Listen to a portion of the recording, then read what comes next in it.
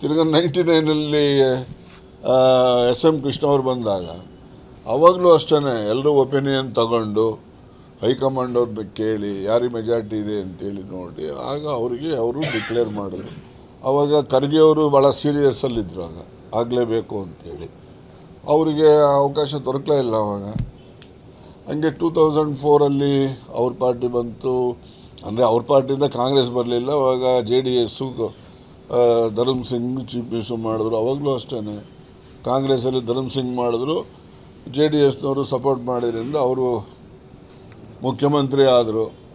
ಆಮೇಲಿಂದ 2013ನಲ್ಲಿ ಸಿದ್ದರಾಮಯ್ಯನವ್ರು ಮಾಡೋವಾಗಲೂ ಅಷ್ಟೇ ಸಖತ್ ಖಾರ ಬಣ್ಣ ಮತ್ತು ರುಚಿ ಆಚಿ ಚಿಲ್ಲಿ ಪೌಡರ್. ಅವಾಗ ಆಂಟೋನಿ ಇವರೆಲ್ಲ ಬಂದರು, ಅವರು ಕೂಡ ಒಪಿನಿಯನ್ ತಗೊಂಡ್ರು. ಅವಾಗಲೂ ಸಿದ್ದರಾಮಯ್ಯನವ್ರಿಗೆ ಜಾಸ್ತಿ 7 ಜನ ಸದಸ್ಯರುಗಳು ಅಂತ ಮಾಡಿದ್ರು.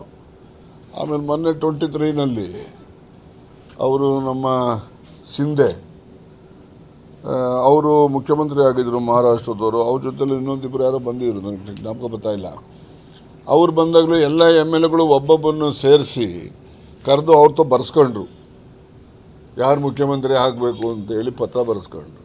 ಆ ಪತ್ರಗಳನ್ನೆಲ್ಲ ಕ್ರೋಢೀಕರಿಸ್ಕೊಂಡು ಅವರು ಯಾರಿಗೆ ಜಾಸ್ತಿ MLAs ಹೇಳಿದ್ದಾರೆ ಅಂತ ನೋಡಿ ಮತ್ತು ಕೇಂದ್ರದಲ್ಲಿರ್ತಕ್ಕಂಥ ಮುಖಂಡಗಳ ಜೊತೆ ಚರ್ಚೆ ಮಾಡಿ ಸಿದ್ದರಾಮಯ್ಯನವ್ರು ಮಾಡಿದ್ರು.